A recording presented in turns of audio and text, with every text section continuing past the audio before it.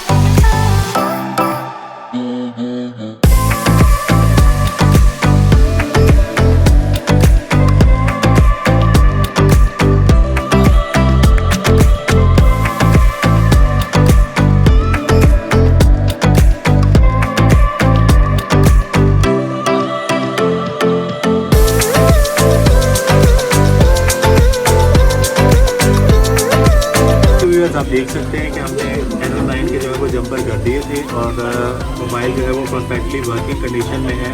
अगर आप लोगों को भी अपने आई डिवाइसेस रिपेयर करवाने तो आप हमारी लैब विजिट कर सकते हैं।